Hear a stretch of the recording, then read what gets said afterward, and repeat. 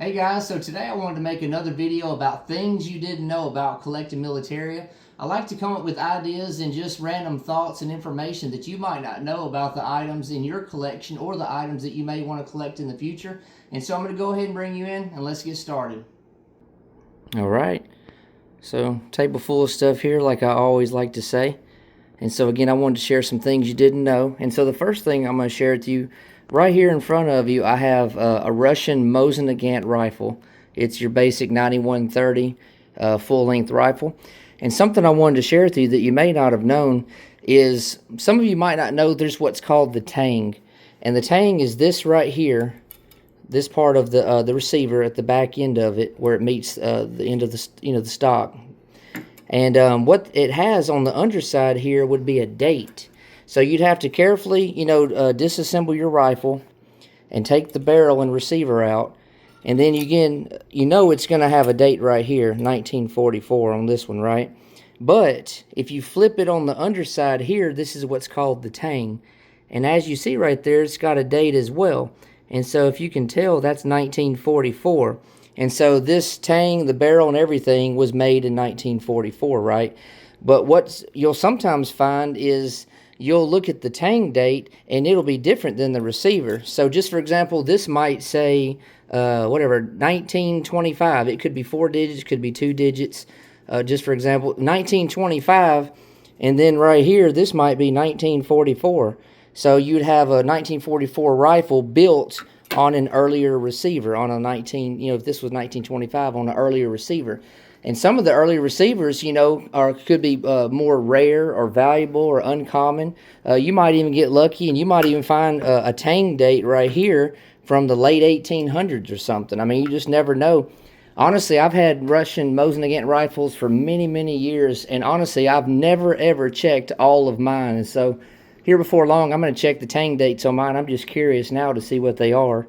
And so check that out on your Mosin-Nagant rifles. Next thing I wanted to share with you here is I got this really nice Ike jacket here. And the reason it's in this video is because of this right here. Now, when I first got this uniform, I actually made a video on it separate, but I wanted to bring it back around to you guys because of this right here. If you're not familiar with what this is, that's a combat leader stripe. And basically, this right here would have been worn on an enlisted man's jacket underneath his chevrons if he led troops in combat. If he ever commanded other troops or other soldiers in combat as an NCO, a non-commissioned officer, then this was allowed on the underside, underneath the chevrons on both arms, again for an enlisted man. Whereas for an officer, it would have been up here on the shoulder loops. So again, an officer, it would have been up here, a green band or green stripe on both sides.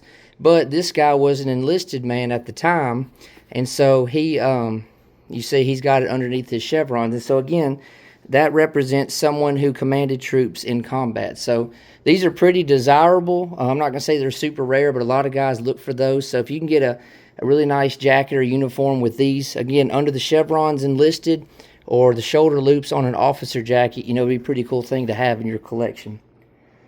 So something else I wanted to share with you. So I've got another Ike jacket here. This one's actually from the 9th Infantry Division. And the reason I got it in this video is because of this right here. We see this a lot on jackets and uniforms and stuff. And most people know it's, the Meritorious Unit Citation patch or, award, basically. And the reason I wanted to have it in this video, you might not know, but, there was so many nicknames for things, during the war. And this was actually nicknamed the toilet seat.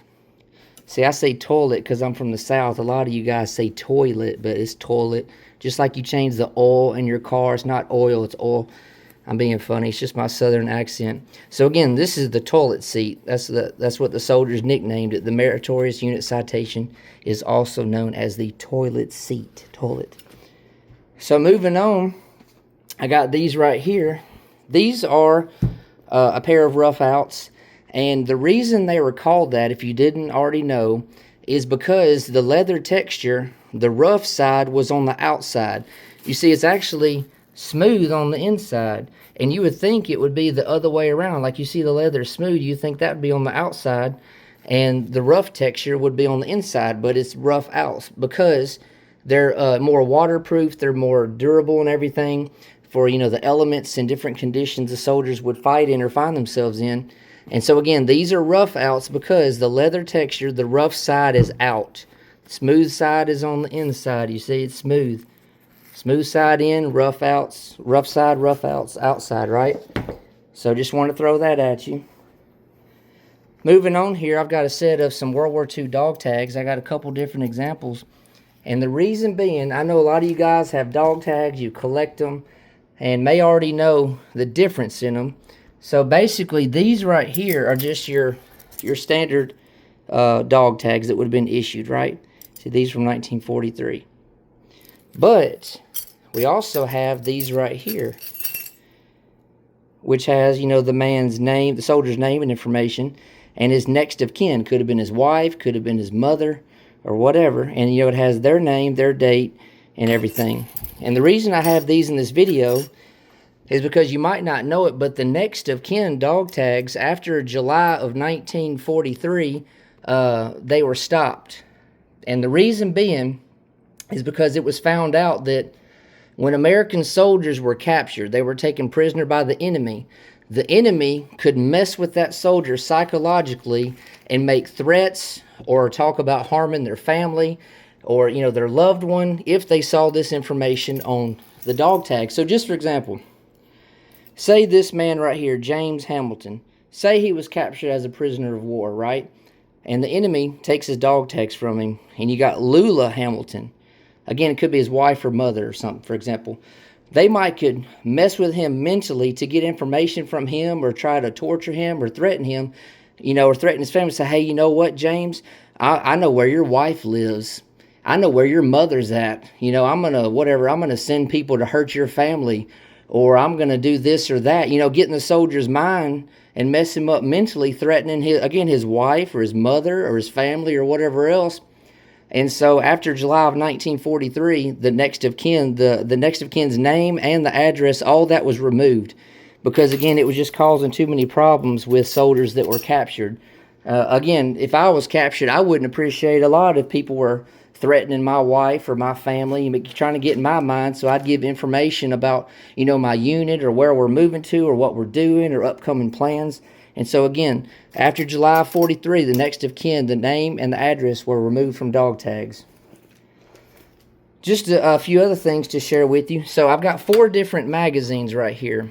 I've got a German Luger magazine, M1 carbine, 1911, and then a 30-round M1 carbine magazine, right? The reason I wanted to share this with you is, have you guys ever wondered what the hole is right here? That one right there on the M1 carbine, 15-round. There's got a hole in the German Luger magazine. You got several holes in the 1911, and then a hole also on the 30-round M1 carbine.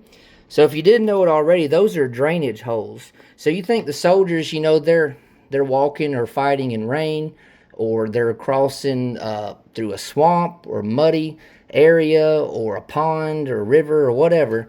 And water and mud and different stuff, different liquids and stuff would collect in here. Maybe even cleaning solutions or different things that they would clean them with. And so this was a way of getting the excess fluid out, so it wouldn't cause issues with maybe reloading the magazines or firing, cause stove pipes or random cycling issues while you're actively engaging an enemy. So again, these are drain holes, so that excess liquid or fluid would drain out of the magazines. So if you didn't know that, there's a bit of information for you. And so just a couple other things here. You see I've got some patches right here. And what I wanted to share with you is, I'll flip it back over. See, this one's got a white back. This one right here is a green back. These are both World War II era patches. And what I wanted to share with you is, the white backs were also nicknamed like snowback because it's white, right? And then green, obviously, is green. So this right here was the most common you would see in World War II. The greenback, not super rare, but they were more uncommon, less made and everything. So they're somewhat desirable for the patches that are greenback. Something else I wanted to share with you, there's also, you'll hear the terminology of glow and no glow. And so it has to do with using like a black light, a UV light, when you put it behind a patch, does it glow? Does the patch glow or not? And so World War II patches were mostly made of like rayon or cotton. And so if you used a black light, like a UV light, on a true World War II patch, it would not glow. But if you had a patch that did glow, it would not be World War II. It would be post-World War II. For example, look at this one right here. See, this one has like this synthetic look too. It's almost like a wax. It's almost like a wax look. You see that? So this right here is definitely post-World War II. And I don't have a black light, unfortunately, but this would glow underneath a black light. Where again, as these right here, the greenback and just the white snowback, it's called, these would not glow. So these are true World War II patches, and this one right here is definitely not a World War II patch because it would glow under a black light. That's definitely something I want to invest in, something I need to get. I've been wanting to for a while, just been putting it off, but definitely got to get on the ball with that. But anyways, guys, I hope you like these random information, random facts and stuff you might not have known about collecting. I got some more ideas for another video to make like this, maybe in the next several days or week or so. Y'all let me know what you think. I appreciate all the support. Subscribe if you haven't already. God bless you, and I'll be getting back to you soon. Thank you.